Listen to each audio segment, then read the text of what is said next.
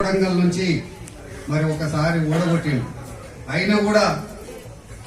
మరి వెనుదిరగకుండా మరి ఇక్కడనే ఉండి ఇక్కడనే మళ్ళీ ఎమ్మెల్యేగా గెలిచి మరి ముఖ్యమంత్రి కావడం జరిగింది. ముఖ్యమంత్రి అయిన వెంటనే మరి ఈ వెనుకబడిన ప్రాంతానికి మరి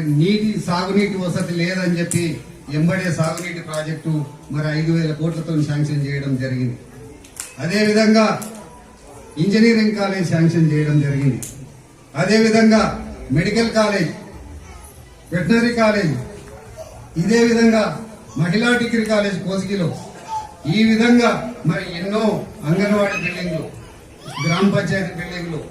ప్రతి తాండకు ప్రతి ఊరికి మరి రోడ్లు శాంక్షన్ చేయడం జరిగింది. మరి ఇవన్నీ దాదాపు 10,000 కోట్లతోని ఇప్పటికే మరి శాంక్షన్స్ ఇచ్చి అభివృద్ధి వైపు నడిపిస్తున్న సందర్భంగా, అదే విధంగా మరి ఈ నియోజకవర్గంలో మహిళలు చాలా మంది చదువుకోలేక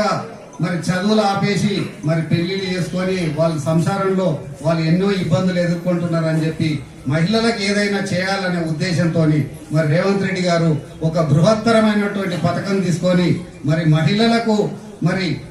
టైలరింగ్ లో మరి కటింగ్ గాని స్టిచ్చింగ్ గాని నేర్పించి వాళ్ళను వాళ్ళ కాళ్ళ మీద నిలబడే విధంగా ఉంచాలని చెప్పి ఉద్దేశంతో మరి ఎస్సీ కార్పొరేషన్ ద్వారా పూర్తి రూరల్ డెవలప్మెంట్ కార్పొరేషన్ వారితో సహకారంతో